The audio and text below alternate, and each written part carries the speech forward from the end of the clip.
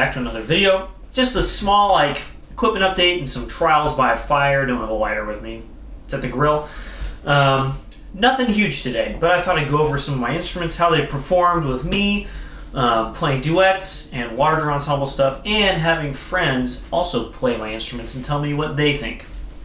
It's not that I don't trust my own judgment, but I don't trust my own judgment. And sometimes I'm like, man, is this one actually good, or am I just getting used to it and it's not very good?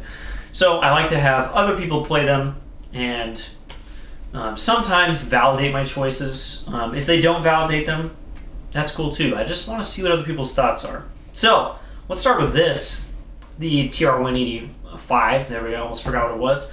Man, this thing rules. I've actually switched mouthpieces. I'm using a Lasky 93D, one of my three 93Ds. I had a friend who was like, mine actually plays pretty well with the 93, and I've been playing really well lately, kind of fixed something about my face, my approach, and it just feels really good. It actually works high, it works low.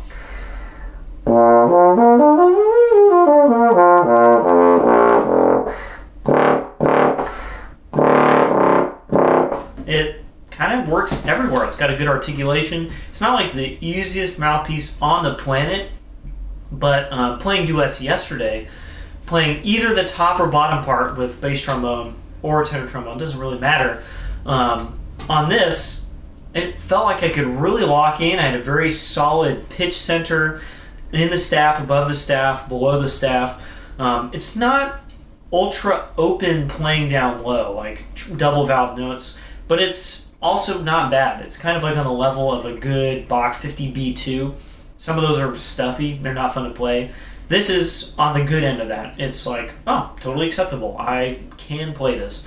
And it sounds so good. It just has so much core. So, really happy with this. It does need some tweaking. The valve spring for the second valve is fine when it's sitting like this because all of the mass that it's moving is helped by gravity. But if, for instance, you turn it upside down, not that I ever played this way, of course, boop, the valve spring is not strong enough. And of course, they usually play it like this, and it works. It's a little slow. It doesn't return fast enough. Of course, activation is almost always fine, but the return sometimes slows me down a little bit. Also, the paddle is not quite in the right place. It needs to be about here.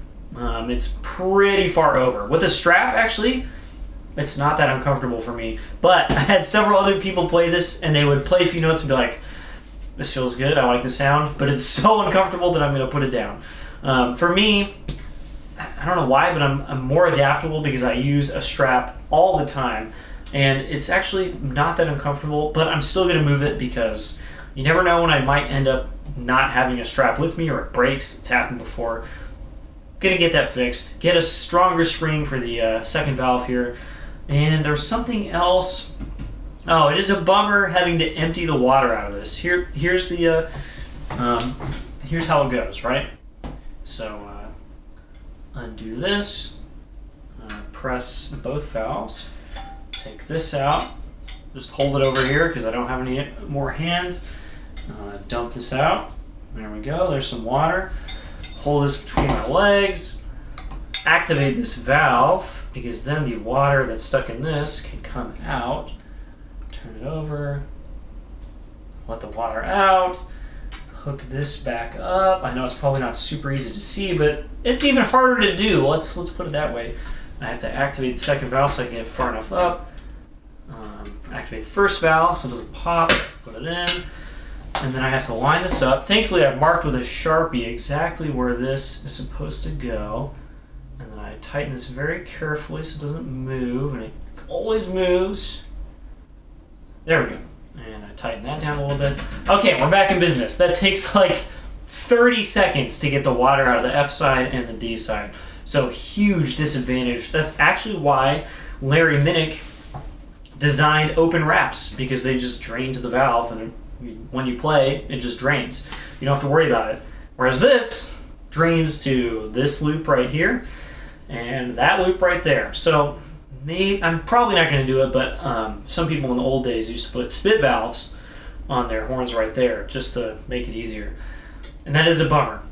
Even playing duets for like, a little bit, we're constantly switching horns and stuff. At the end of the day, I empty it out. There's so much in there, so bit of a downside.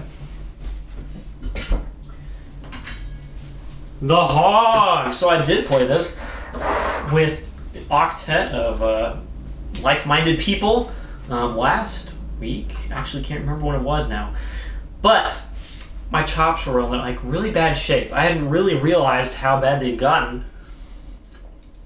And I played okay, I played in tune and stuff, but I was not happy with like my endurance or my sound or anything like that. So I can't give this a full trial by fire based on that event. I didn't feel good, and so the horn didn't feel super great either. But I did play a bunch of duets and stuff on it, and it is such an interesting monster. It kind of doesn't want to play with like other bass trombones that well.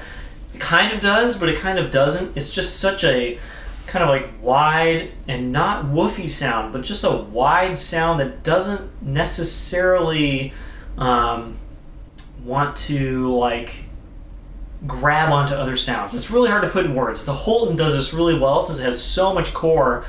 You just like add your core to the other person's core and you just have just more core. And this also has core, but there's so much outside of it that it kind of like balloons off of the person next to you. I can't even put it in words. And it plays really well, but it seems to be kind of picky. It's strange. I was just playing these back to back because I gave a lesson today and I was switching off.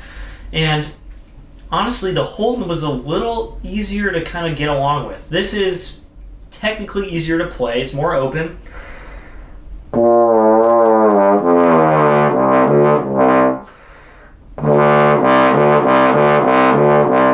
Down there, it's definitely easier. And the extreme low range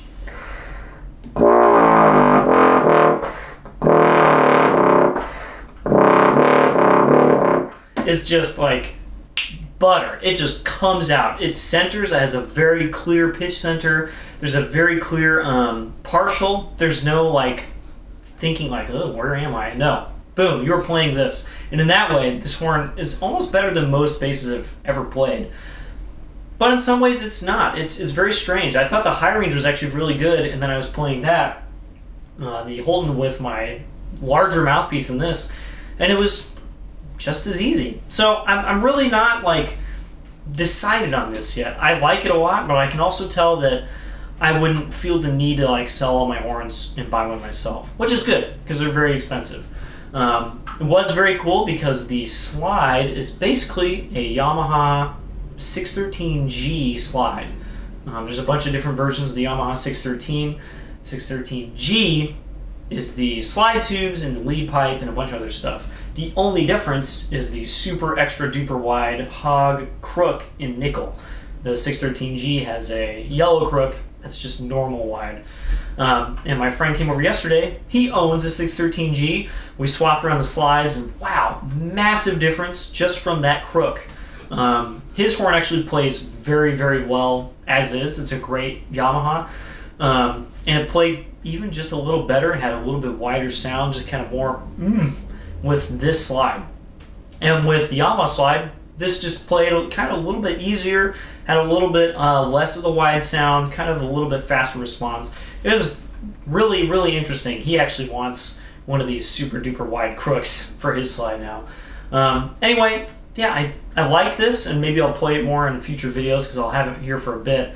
But I don't like super duper love it. I don't know. Super not decided yet. Now, 3 instruments that I have played actually quite a bit, but I wanted to play them in duets. I wanted to have people play them in duets to let me know what they think of them. People that are much better tenor players than me. So first of all, the Silver 88H with Thayer valve, Elkhart. I mean, a whole bunch of mods on this, of course. I have one friend who was like, yeah, it's okay. He has an 88H himself, an Elkhart.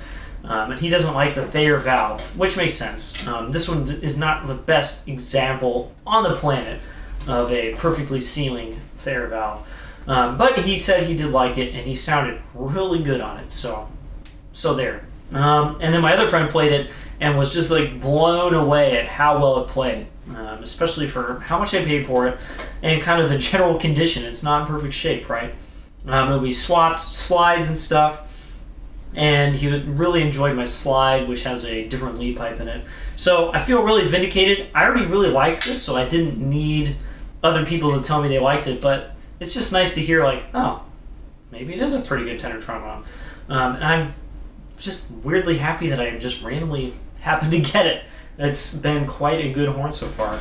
Another instrument that I was actually pretty surprised about was this, my 3BF. Another cheap instrument that I just kind of lucked into, and I was like, well, I may as well get one with a valve to use at Disneyland.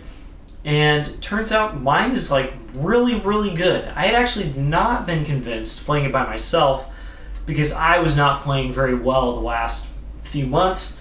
And I was like, you know, it's okay, but I don't like enjoy playing it that much. And then I played with other people and they played it and they're like, whoa, this horn's really good. And weirdly enough, very different than most of the 3Bs they have. I have two friends with 70s 3Bs, one of them is a 3BF, that both have way thinner bells and sound much brighter than this does. This has a really thick bell. You can tell by the bell wire being just really thick around the rim here. And it just has a much more legit sound, kind of classical sound. And playing with other people, I'm like, wow, I can really make this kind of large, almost like Bach 36 sound on this thing with my usual small mouthpiece that I use on this setup. So really happy about that. It's not a super like commercial sounding, super bright punchy 3B, but that's not what I wanted, and I guess I got kind of the perfect thing. So got really lucky, and now I'm really enjoying playing it. Another horn that I'm always worried about, because I just like Bach, but not everybody does, was my 16M. I had my first friend play it, and he was like, I hate 16Ms. They're all really weird, and they don't play loud and stuff. And then he played this, and he was like, oh, okay, this one's really good.